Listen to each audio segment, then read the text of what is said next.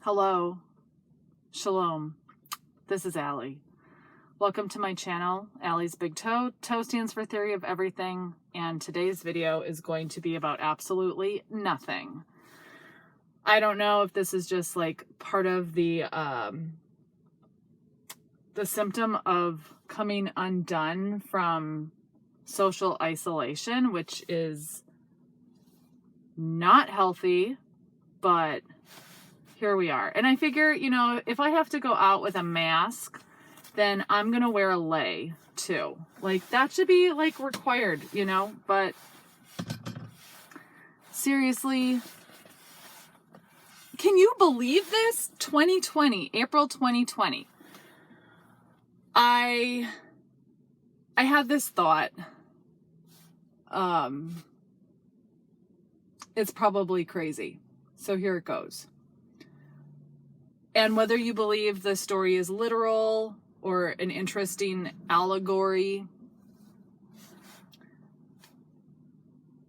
flow with me here. Adam and Eve fell because they ate from the knowledge of good and bad. And I'm still studying what that means. Because to my human mind, it seems like a really, really big punishment for eating from the wrong tree. Even though they knew, even though they were perfect, even though it was harder for them to actually disobey than to obey. And a lot of what I'm saying is because of my own programming understanding of this book. What if social media is like the knowledge of good and evil? Were we designed as humans? Okay, because where I'm coming from is like a place, I'm kind of like a little stressed out right now. No, I feel frazzled. My nerves feel a little fried, and I'm processing it. It's all good. See, I have my little tantrums on video so that other people who do it in the privacy of their own homes, where you should do it, can feel a little less crazy, because it's always comforting to see someone else a little more crazy than you, because then you can be like, at least I'm not as crazy as that person, you know? I had the most exhausting, draining, which was my own fault, unplanned exchange with a person on Facebook last night, because I have some very personal beliefs regarding a Mr. Bill Gates. And would I want to put an injection in my body from a company where he has a vested interest? And I just wrote a little thing about that. And whoa, a few people came out of the woodwork with knives and guns blazing. And I was like, wow, I had no idea this would get people so worked up. I actually had one person call me or liken me to being a drunk driver if I did not take a Bill Gates vaccine. This person literally said, if you do not take the vaccine, you are like a drunk driver putting everybody in danger. And I was like, okay, that's quite a jump. I'm not telling anybody else not to take it. If you want to take it, take it. I believe in personal choice. I believe in personal freedom. Okay, this whole notion of having access, whether it's YouTube, Facebook, whatever, literally being able to plug in to the far corners of the earth, which, by the way, is, I love it. I love being able to go on YouTube and type in something like yurt living and see how someone in Alaska is doing in their life in a yurt fishing. It's a great escape. But then the other side of that coin is typing in things about viruses or whatever, and then you just get this information overload and you're just left feeling like, why even bother? Is this the knowledge of good and evil, and are we like hurting ourselves every day when we eat the fruit of it? I don't know. I don't know. So I don't know. I have a very like addictive personality, like compulsive. So I am challenging myself to a 30-day time out from social media, except Instagram, because I don't know, Instagram is kind of different. At least my Instagram is. It's just fun. It's lighter and fun. I watch dance videos and cooking videos and people's art, and it's not so polarizing. I've also been thinking about the statue of Nebuchadnezzar from Daniel's vision, where it's like gold, silver, iron, and then iron and clay. And doesn't it seem like we just can't get along? Whether you're a donkey or an elephant, blue or red. I'm not even an anti-vaxxer. I'm just putting that out there. I have dogs. I followed their vaccine schedules. I am not an anarchist. I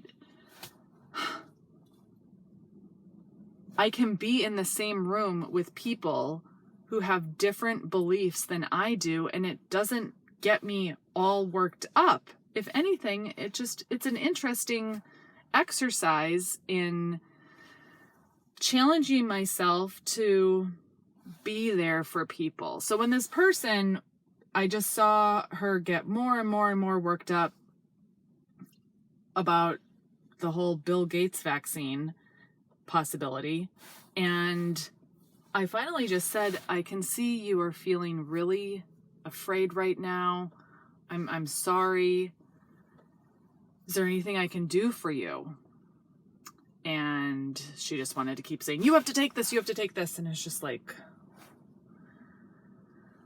ooh, settle down. But I hope you all are doing really great during this time. Let me close with some things you can do.